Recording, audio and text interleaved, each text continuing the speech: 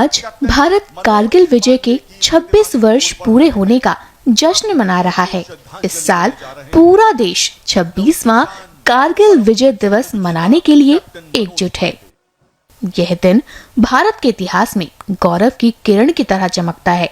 यह 1999 की उस शानदार विजय का प्रतीक है जब हमारे सैनिकों ने बर्फ से ढकी चोटियों और दुश्मन की लगातार गोलीबारी का सामना करते हुए अद्वितीय साहस और अटूट संकल्प के साथ कारगिल की चोटियों पर पुनः विजय प्राप्त की थी। वहीं अब लखनऊ में उत्तर प्रदेश के मुख्यमंत्री योगी आदित्यनाथ कारगिल विजय दिवस 2025 की 26वीं वर्षगांठ के अवसर पर आयोजित कार्यक्रम में शामिल हुए, जहां उन्होंने शहीदों को श्रद्धांजलि अर्पित की। सुनिए उन्होंने इस अवसर पर क्या कुछ कहा।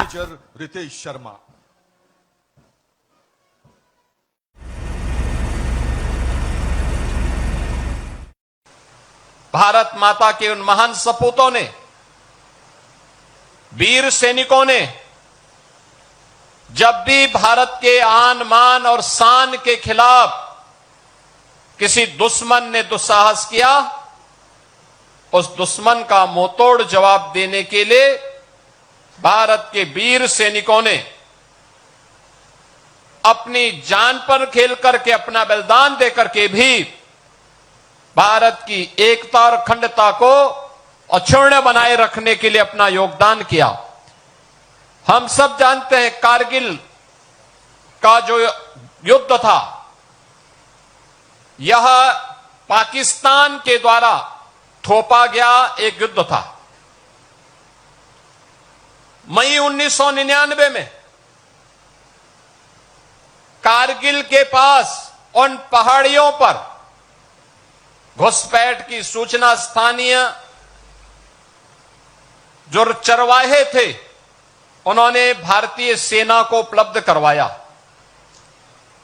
भारतीय सेना ने इसके लिए देश की तत्कालीन सरकार को अवगत कराया और उसके बाद चेतावनी के बाद भी जब उन लोगों ने हमला करना प्रारंभ किया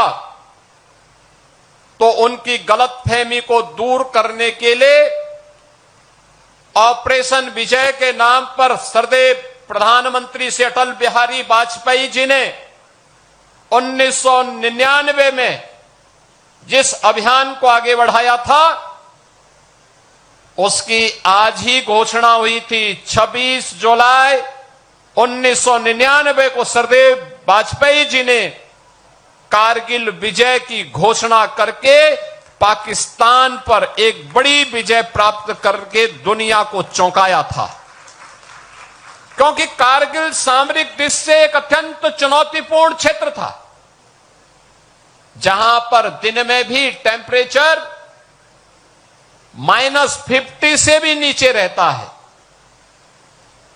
पाकिस्तान ऊपर था, भारत के सैनिक नीचे थे, लेकिन भारत के सेना के शौर्य और पराक्रम के सामने कायर पाकिस्तान के जितने भी घुसपैठिए थे वे बहुत देर रुक नहीं पाए। उस समय पाकिस्तान के राष्ट्रपति मुशर्रफ, परवेज मुशर्रफ अमेरिका गए।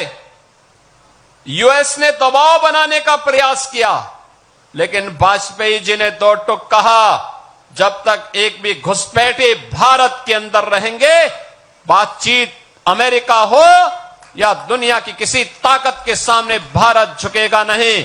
दुश्मन को भारत की धरती से बाहर करके रहेगा और जो नहीं जाएगा वो मारा जाएगा।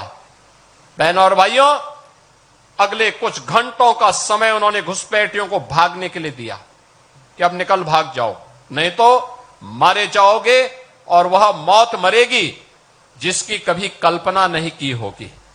और अंततः पाकिस्तान को आत्मसमर्पण करना पड़ा। 1/11 GRCC गोरखा रेजिमेंट के राइफलमैन सुनील जंग, मुख्यमंत्री महोदय उनको अपनी भावभीनी श्रद्धांजलि अर्पित करते हुए हिमालय की चोटियों पर दुश्मनों के छक्के छुड़ा दिए थे मित्रों, और लखनऊ की